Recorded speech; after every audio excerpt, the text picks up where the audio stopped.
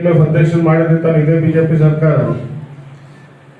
ಇದೇ ಜಾರಕಿಹೊಳಿಯನ್ನ ನೀವು ನಾಮಿನಿ ಮಾಡಿದ್ರಿ, ಅಧ್ಯಕ್ಷ ಮಾಡಿದ್ರಿ.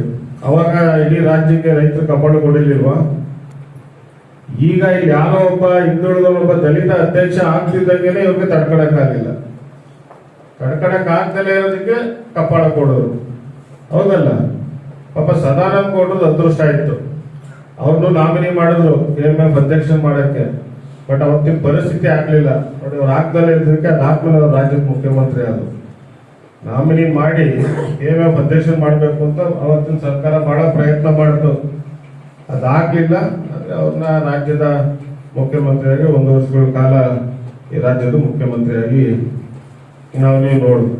ನಾನು ಆ ಮಾಜಿ ಕಾನೂನು ಸಚಿವರು ಕೇಳ್ಕೊಳ್ಳುವಂಥದ್ದು, ನಾಯಕಂತ ಮಾತನ್ನ ನೀನು ಉಪಯೋಗಿಸ್ತಿಲ್ಲಪ್ಪ, ನೀನೇನಪ್ಪ ಬಹಳ ಬುದ್ಧಿವಂತ ಅಂತ ಹೇಳ್ಬೇಕ ನಿಮ್ಮನ್ನ? ಹೌದಲ್ಲ? ನಮಗೂ ಮಾತಾಡಕ್ ಬರುತ್ತೆ, ಮಾತಾಡಬಾರ್ದು ಅಂತ ಅಲ್ಲ, ಅದೇ ಬಹಳ ಹಿರಿಯರಿದ್ದೀರಿ ಅಂತ ನಾವು ಗೌರವವನ್ನ ಕೊಡ್ತೀವಿ.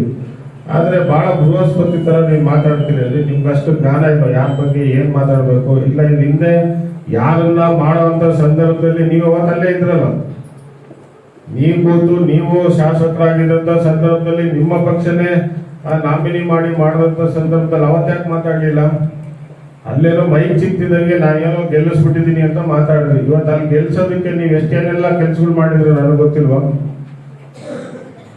ಅಲ್ಲಿ ಏನು ನಿರ್ದೇಶಕರಾಗಿ ಏನ್ ಗೆದ್ದಿದ್ದಾರೆ ಅವ್ರನ್ನ ಗೆಲ್ಸೋದಕ್ಕೆ ನೀವು ಯಾವ ರೀತಿ ಶ್ರಮ ಪಟ್ರಿ? ಅಷ್ಟೇ ಶ್ರಮವನ್ನ ನಿಮ್ ಚುನಾವಣೆ ಬಂದಾಗ ಮಾಡಬಹುದಿತ್ತಲ್ಲ. ನೀವು MLA ಸೋತಿದ್ರೆ ಏನಕ್ಕೆ ಹೇಳಿ? ನಿಮ್ಮ ದುರಾಂಕಾರಕ್ಕೆ.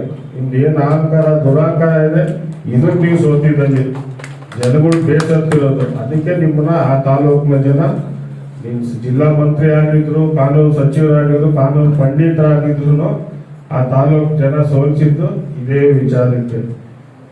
ಇನ್ನೊಬ್ರು ಶಾಸಕರು ಮಾತಾಡೋದು ನಮ್ ಜೊತೆಗಿದ್ದಾರೆ, ನಮ್ಮ ಪಕ್ಷದ ಶಾಸಕರೇ. ಬಹಳ ಮೊನ್ನೆ ಏನಪ್ಪ ವಿಶೇಷವಾಗಿ ಹೇಳಿ,